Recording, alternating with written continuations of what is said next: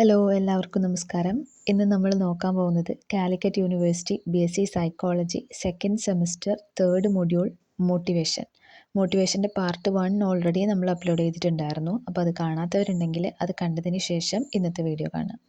അപ്പോൾ പാർട്ട് 1 വീഡിയോയിൽ നമ്മൾ Maslow's hierarchy of needs theory വരെയായിരുന്നു നിർത്തി വെച്ചിട്ടുണ്ടായിരുന്നത്.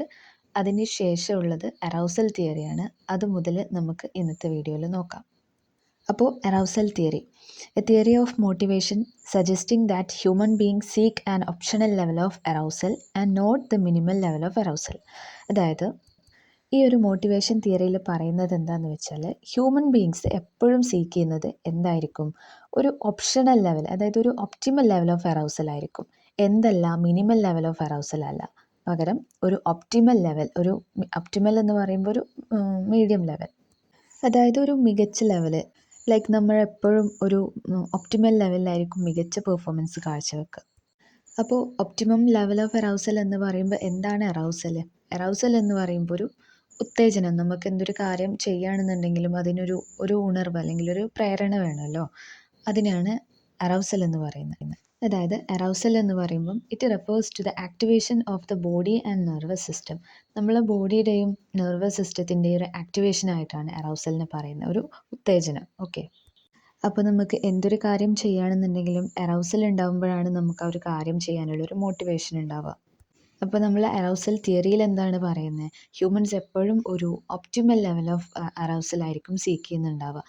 ഒപ്റ്റിമൽ ലെവൽ എന്ന് പറയുമ്പോൾ ഒരു കംഫർട്ടബിൾ ലെവൽ ഓഫ് അറൗസൽ, അല്ലാണ്ട് മിനിമൽ ലെവൽ ഓഫ് അറൗസൽ അല്ല. ഓക്കെ, ഇനി അടുത്ത പോയിന്റ് നോക്കൂ. ഡെത്ത് ആയിട്ടുള്ള ഒരാളുടെ അറൗസൽ എന്ന് പറയുന്നത് 0 ആയിരിക്കും. നമ്മൾ മരിച്ചു കഴിഞ്ഞാൽ അപ്പോൾ അവിടെ അറൗസൽ 0 ആയിരിക്കും. പിന്നെ ലോ ഡ്യൂറിങ് സ്ലീപ്പ്, നമ്മൾ ഉറങ്ങുന്ന സമയത്ത് ഈ ഒരു അറൗസൽ ലോ ആയിരിക്കും. അതുപോലെ നമ്മൾ ഡെയിലി ആക്ടിവിറ്റീസൊക്കെ ചെയ്യുന്ന സമയത്താണെങ്കിൽ അത് നോർമൽ ആയിരിക്കും അറൗസൽ. പിന്നെ എപ്പോഴാണ് ഹൈ ആവുന്നത്? നമ്മൾ നല്ല എക്സൈറ്റഡ് ആയിട്ട് നിൽക്കുമ്പോൾ, നല്ല ഇമോഷണലായിട്ട്, അല്ലെങ്കിൽ പാനിക്കായിട്ട് നിൽക്കുന്ന സമയത്തൊക്കെ നമ്മുടെ അറൗസൽ എന്തായിരിക്കും? നല്ല ഹൈ ആയിട്ടായിരിക്കും ഉണ്ടാവുക. ഇനി അടുത്ത പോയിന്റ് നോക്കൂ. There is often close link between arousal and performance. നമ്മൾ ഓൾറെഡി പറഞ്ഞു, അറൗസലും പെർഫോമൻസും തമ്മിൽ നല്ലൊരു ക്ലോസ് ലിങ്ക് ഉണ്ട്. അറൗസൽ കൂടുന്നതിനനുസരിച്ചിട്ട് നമ്മുടെ പെർഫോമൻസും കൂടുന്നുണ്ട്. പക്ഷേ ഈ അറൗസൽ കൂടുന്നതിനനുസരിച്ച് നമ്മൾ പെർഫോമൻസും ടാസ്കും ഒക്കെ ഇൻക്രീസ് ആവുന്നുണ്ട്. പക്ഷേ ഒരു സെർട്ടൈൻ പോയിന്റ് വരെ മാത്രമേ അത് ഇൻക്രീസ് ആവുള്ളൂ. അതാണ് ആ ഒരു ഒപ്റ്റിമം ലെവൽ. ആ ഒരു ലെവലിൻ്റെ അപ്പുറം വീണ്ടും അറൗസൽ ഇൻക്രീസ് ആവുകയാണെന്നുണ്ടെങ്കിൽ അവിടെ നമ്മൾ പെർഫോമൻസ് കൂടല്ല ചെയ്യുന്നത്, പകരം കുറയാണ് ചെയ്യുക, ഡിക്ലൈൻ ആവുകയാണ് ചെയ്യുക. ഓക്കെ, മനസ്സിലായോ? അപ്പോൾ നിങ്ങൾക്കിത് ഈ ഒരു യെർക്കീസ്-ഡോഡ്സൺ ലോ എന്ന് പറഞ്ഞിട്ടൊരു ലോ ഉണ്ട്. ഈ ഒരു ലോ പറയുമ്പോഴത്തേക്കും നിങ്ങൾക്ക് കറക്റ്റായിട്ട് മനസ്സിലാവും. ഒരു എക്സാമ്പിൾ കൂടെ പറഞ്ഞാൽ ക്ലിയർ ആവും. ഓക്കെ, അപ്പോൾ നമുക്ക് ആദ്യം എക്സാമ്പിൾ തന്നെ പറയാം. അപ്പോൾ നമ്മളിവിടെ ഓൾറെഡി പറഞ്ഞിട്ടുള്ളത്, അറൗസൽ കൂടുന്നതിനനുസരിച്ചിട്ട് നമ്മുടെ പെർഫോമൻസ് കൂടുന്നുണ്ട്. പക്ഷെ ഒരു സെർട്ടൈൻ പോയിന്റ് വരെ മാത്രമേ അത് കൂടുള്ളൂ. അതിനപ്പുറം അറൗസലായി കഴിഞ്ഞിട്ടുണ്ടെങ്കിൽ നമ്മുടെ പെർഫോമൻസ് കൂടല്ല ചെയ്യുന്നത്, പകരം കുറയാണ് ചെയ്യുന്നത്. ഇതൊരു എക്സാമ്പിളിലൂടെ പറയുകയാണെന്നുണ്ടെങ്കിൽ, നമ്മുടെ എക്സാമിന് ടെൻഷൻ ഉണ്ടാവുമല്ലോ. അപ്പോൾ ഈ ടെൻഷൻ എന്ന് പറയുന്നത് തന്നെയാണ് അറൗസൽ. ഓക്കെ, അപ്പോൾ ഈ ടെൻഷൻ ഒരു ലെവൽ വരെ നമുക്ക് ആ ഒരു ടെൻഷൻ ഉണ്ടെങ്കിൽ നമ്മളെ പെർഫോമൻസ്, നമ്മൾക്ക് പഠിക്കാനുള്ളൊരു മോട്ടിവേഷനൊക്കെ വരും. പക്ഷേ ആ ഒരു ടെൻഷൻ ഒരു ഒപ്റ്റിമം ലെവൽ വരെ എന്തായിരിക്കും? ആ ഒരു ടെൻഷൻ ഉണ്ടാവുന്നത് നല്ലതായിരിക്കും, പോസിറ്റീവായിരിക്കും, നമ്മളെ പെർഫോമൻസിനെ ഇൻക്രീസ് ചെയ്യാണ് ചെയ്യിപ്പിക്കുക. പക്ഷേ ഒരു പോയിന്റിന് അപ്പുറമായി കഴിഞ്ഞാൽ, ആ ഒരു ഒപ്റ്റിമം ലെവലിന് അപ്പുറമായി കഴിഞ്ഞാൽ നമുക്ക് ഓവറായിട്ട് ടെൻഷൻ വരികയാണെന്നുണ്ടെങ്കിൽ അവിടെ നമുക്ക് നല്ല രീതിയിൽ പെർഫോമൻസ് കാഴ്ചവെക്കാനായിട്ട് പറ്റില്ല. കാരണം നമുക്ക് ആ ഒരു സമയത്ത് ഓവറായിട്ട് ടെൻഷൻ വരികയാണെന്നുണ്ടെങ്കിൽ നമുക്ക് പഠിക്കാനായിട്ട് സാധിക്കില്ല. അവിടെ നമ്മുടെ പെർഫോമൻസ്, പഠിക്കുക എന്നുള്ള ആ ഒരു പെർഫോമൻസ് ഡിക്രീസ് ആവുകയാണ് ചെയ്യുക. അപ്പോൾ എന്താണ് പറയുന്നത്? എപ്പോഴും ഒരു ഒപ്റ്റിമൽ ലെവലിലായിരിക്കും നമ്മുടെ പെർഫോമൻസ് ഏറ്റവും ബെസ്റ്റ് ആയിട്ട് ഇരിക്കുന്നുണ്ടാവുക. ഒരു ഒപ്റ്റിമൽ ലെവൽ ഓഫ് അറൗസൽ ഉണ്ടാകുമ്പോഴായിരിക്കും നമുക്ക്, ഒപ്റ്റിമം ലെവൽ ഓഫ് ടെൻഷൻ ഉണ്ടാകുമ്പോഴായിരിക്കും നമുക്ക് പഠിക്കാനുള്ളൊരു ഏറ്റവും ബെസ്റ്റ് ആയിട്ടുള്ള പഠിക്കാനുള്ളൊരു മോട്ടിവേഷനൊക്കെ ഉണ്ടാവുക. അപ്പോൾ ഇവിടെ യെർക്ക്-ഡോഡ്സൺ ലോയിൽ വന്നിട്ടുള്ള ഈ ഒരു ഗ്രാഫ് നോക്കിയിട്ടുണ്ടെങ്കിൽ നിങ്ങൾക്ക് കറക്റ്റ് മനസ്സിലാവും. ഇവിടെ എക്സ് ആക്സിസിൽ അറൗസലും കൊടുത്തിട്ടുണ്ട്, വൈ ആക്സിസിൽ പെർഫോമൻസും കൊടുത്തിട്ടുണ്ട്. ഇവിടെ നമുക്ക് അറൗസൽ ലോ ആയിരിക്കുമ്പോൾ, അതായത് ആ ഒരു കർവ്, അതിൻ്റെ സ്റ്റാർട്ടിങ് അവിടെ ലോ ആയിട്ടാണ് അറൗസൽ ഇരിക്കുന്നത്. പിന്നെ അതിങ്ങനെ കൂടിക്കൂടി വരുന്നതിനനുസരിച്ചിട്ട് നമ്മളെ പെർഫോമൻസും അവിടെ കൂടിക്കൂടി വരുന്നുണ്ട്. പിന്നെ ഒരു സെർട്ടൈൻ പോയിന്റ്, അതാണ് ആ ഒരു ഏറ്റവും മാക്സിമം ഒരു peak point, optimum level of arousal. അവിടെയാണ് ഏറ്റവും ഒപ്റ്റിമൽ പെർഫോമൻസ്, നല്ല പെർഫോമൻസ് നമുക്ക് കാഴ്ചവെക്കാനായിട്ട് പറ്റുന്നത്. വീണ്ടും അറൗസൽ ഹൈ ആവുമ്പോൾ എന്താണ് സംഭവിക്കുന്നത്? റൈറ്റ് സൈഡിലേക്ക് ഈ ഒരു അറൗസൽ വീണ്ടും ഹൈ ആവുമ്പോൾ എന്താണ് സംഭവിക്കുന്നത്? വീണ്ടും നമ്മുടെ പെർഫോമൻസ് ലോ ആയി വരികയാണ് ചെയ്യുന്നത്. അപ്പോൾ ഇവിടെ നമ്മൾ എക്സാമിന് പഠിക്കുന്ന ആ ഒരു എക്സാമ്പിൾ വെച്ചിട്ട് നോക്കുകയാണെങ്കിൽ എങ്ങനെ പറയാൻ പറ്റും? നമ്മൾ ലെഫ്റ്റിൽ നിന്ന് ആ ഒരു കർവിൻ്റെ സ്റ്റാർട്ടിങ് പോയിന്റിൽ നിന്ന് ഇങ്ങനെ വരുമ്പോൾ അറൗസൽ ലോ ആണ്, അറൗസൽ ഇങ്ങനെ കൂടി റൈറ്റ് സൈഡിലേക്ക് വരികയാണ്. അപ്പോൾ നമ്മുടെ പെർഫോമൻസും അതിനനുസരിച്ചിട്ട് വീക്ക് എന്നുള്ള പെർഫോമൻസ് എന്താണ്? പിന്നെ ഇങ്ങനെ കൂടി വരുന്നുണ്ട്, ഇൻക്രീസ് ആവുന്നുണ്ട്. നമുക്ക് അറ്റൻഷനും ഇൻട്രസ്റ്റും ഒക്കെ കൂടുന്നുണ്ട്, നമുക്ക് പഠിക്കാനുള്ളൊരു മോട്ടിവേഷനൊക്കെ വരുന്നുണ്ട്. പിന്നെ ആ ഒരു അറൗസൽ കൂടി ഒരു സെർട്ടൈൻ പോയിന്റിലേക്ക്, ആ ഒരു കർവിൻ്റെ ഏറ്റവും മാക്സിമം പോയിന്റിലേക്ക് എത്തുമ്പോഴാണ്, അവിടെയാണ് ഒപ്റ്റിമം ലെവൽ എന്ന് പറയുന്നത്. അവിടെയായിരിക്കും നമ്മുടെ ഒപ്റ്റിമൽ പെർഫോമൻസ്, അതായത് നമ്മൾ നല്ല രീതിയിൽ പഠിക്കുന്നത് ആ ഒരു പോയിന്റിൽ വെച്ചിട്ടായിരിക്കും.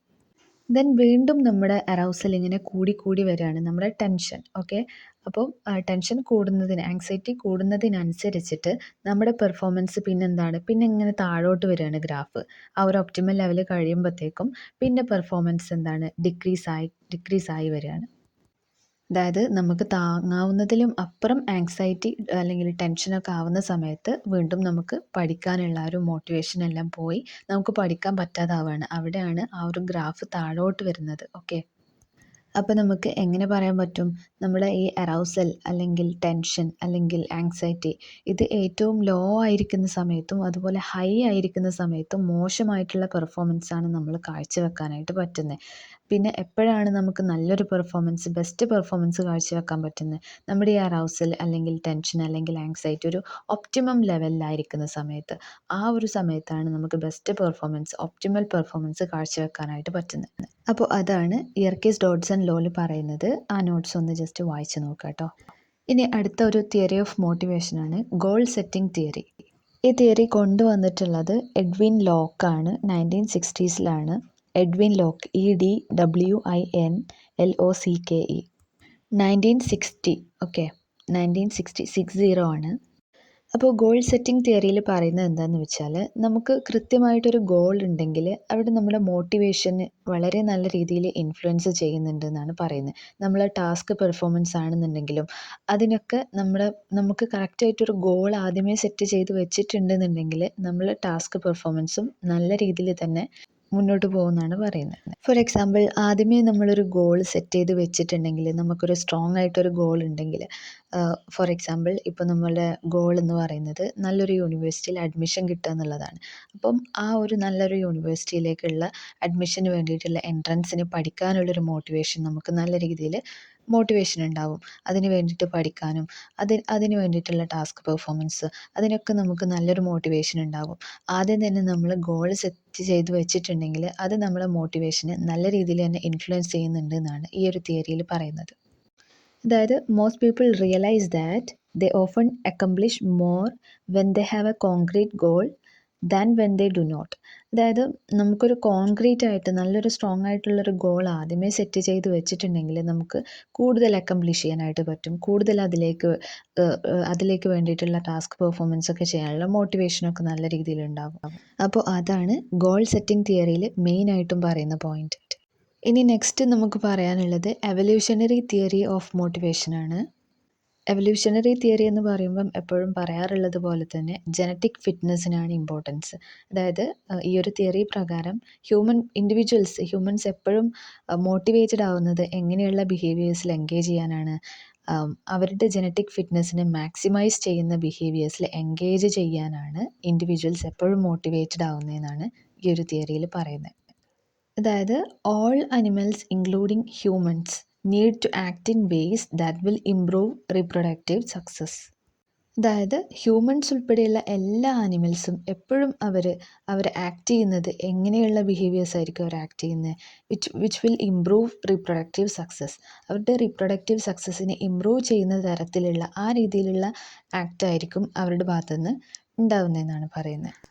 അപ്പോൾ ഇൻഡിവിജ്വൽസിൻ്റെ റീപ്രൊഡക്റ്റീവ് സക്സസ് ഇമ്പ്രൂവ് ആകുമ്പോൾ ഇവിടെ എന്താ സംഭവിക്കുന്നത്? ഇവിടെ ജനറ്റിക് ഫിറ്റ്നസ് ആണ് മാക്സിമൈസ് ആവുന്നത്. ജനറ്റിക് ഫിറ്റ്നസ് മാക്സിമൈസ് ആവുക എന്ന് പറയുമ്പം the ability to pass their genes to the next generation, അതാണ് മാക്സിമൈസ് ആവുന്നത്. അതായത് അവർക്ക് അവരുടെ കമ്മിങ് ജനറേഷൻ, അവരുടെ നെക്സ്റ്റ് ജനറേഷനിലേക്ക് ജീൻസിനെ പാസ് ചെയ്യാനുള്ളൊരു എബിലിറ്റിയാണ് ഇവിടെ മാക്സിമൈസ് ചെയ്യുന്നത്. അവരുടെ ഓഫ് സ്പ്രിങ്സ് ആണ് ഇവിടെ മാക്സിമൈസ്ഡ് ആവുന്നത് കേട്ടോ. അപ്പോഴാണ് ഇവിടെ ജനറ്റിക് ഫിറ്റ്നസ് ഉണ്ടാവുന്നത്. അപ്പോൾ അത്തരത്തിലുള്ള ജനറ്റിക് ഫിറ്റ്നസ് ഉണ്ടാക്കുന്ന ബിഹേവിയേഴ്സാണ് എപ്പോഴും ഹ്യൂമൻസ് എപ്പോഴും ചെയ്യാനായിട്ട് മോട്ടിവേറ്റഡ് ആവുന്നത്. ഹ്യൂമൻസ് മാത്രമല്ല, അനിമൽസും എപ്പോഴും ചെയ്യാനായിട്ട് മോട്ടിവേറ്റഡ് ആവുന്നത്. അപ്പോൾ എവല്യൂഷണറി തിയറി ഓഫ് മോട്ടിവേഷനിൽ പറയുന്നത് എന്താണെന്ന് വെച്ചാൽ, ഇൻഡിവിജ്വൽസ് എപ്പോഴും മോട്ടിവേറ്റഡ് ആവുന്നത് എങ്ങനെയുള്ള ബിഹേവിയേഴ്സിൽ എൻഗേജ് ചെയ്യാനായിട്ടാണ്? അവരുടെ ജനറ്റിക് ഫിറ്റ്നസിനെ മാക്സിമൈസ് ചെയ്യുന്ന ബിഹേവിയേഴ്സ്, അതായത് അവരുടെ റീപ്രൊഡക്റ്റീവ് സക്സസിനെ ഇമ്പ്രൂവ് ചെയ്യിപ്പിക്കുന്ന അങ്ങനെയുള്ള രീതിയിലുള്ള ബിഹേവിയേഴ്സാണ് എപ്പോഴും ഇൻഡിവിജ്വൽസ് ചെയ്യാനായിട്ട് മോട്ടിവേറ്റഡ് ആവുന്നത്. അപ്പോഴാണ് അവർക്ക് അവരുടെ കമ്മിങ് ജനറേഷനിലേക്ക് ഒരുപാട് ജീൻസിനെ പാസ് ചെയ്യാനായിട്ട് സാധിക്കുന്നത്. അപ്പം മെയിനായിട്ട് എവല്യൂഷണറി തിയറിയിൽ ഇത്രയൊക്കെയാണ് പറയുന്നത്. ഇനി നെക്സ്റ്റ് നമുക്ക് പറയാനുള്ളത് കോഗ്നിറ്റീവ് തിയറീസ് ഓഫ് മോട്ടിവേഷൻ ആണ്. അത് നമുക്ക് നെക്സ്റ്റ് പാർട്ടിൽ പറയാം കേട്ടോ. അപ്പോൾ ഇതുവരെ പറഞ്ഞതിൽ നിങ്ങൾക്ക് എന്തെങ്കിലും ഡൗട്ട്സോ കാര്യങ്ങളോ ഒക്കെ വന്നിട്ടുണ്ടെങ്കിൽ നിങ്ങൾ കമൻറ്റ് ബോക്സിൽ ചോദിച്ചാൽ മതി. ഞാൻ എനിക്ക് കഴിയുന്ന പോലെ റിപ്ലൈ തരാൻ ശ്രമിക്കാം. ഓക്കെ. അപ്പോൾ നിങ്ങൾക്ക് ഈ വീഡിയോ യൂസ്ഫുള്ളായിട്ട് തോന്നിയിട്ടുണ്ടെങ്കിൽ നിങ്ങളുടെ ഫ്രണ്ട്സിനും അതുപോലെ നിങ്ങളുടെ ക്ലാസ് ഗ്രൂപ്പ്സിലേക്കൊക്കെ ഷെയർ ചെയ്ത് കൊടുക്കുക കേട്ടോ. അവർക്കൊക്കെ അതൊരു ഹെൽപ്പ് ആയിക്കോളും. പിന്നെ യൂസ്ഫുൾ ആയെങ്കിൽ നിങ്ങൾ വീഡിയോ ലൈക്ക് ചെയ്യുക. പിന്നെ ഇതുവരെയും സബ്സ്ക്രൈബ് ചെയ്യാത്തവരുണ്ടെങ്കിൽ ഇപ്പം തന്നെ സബ്സ്ക്രൈബ് ചെയ്യുക. Okay, thank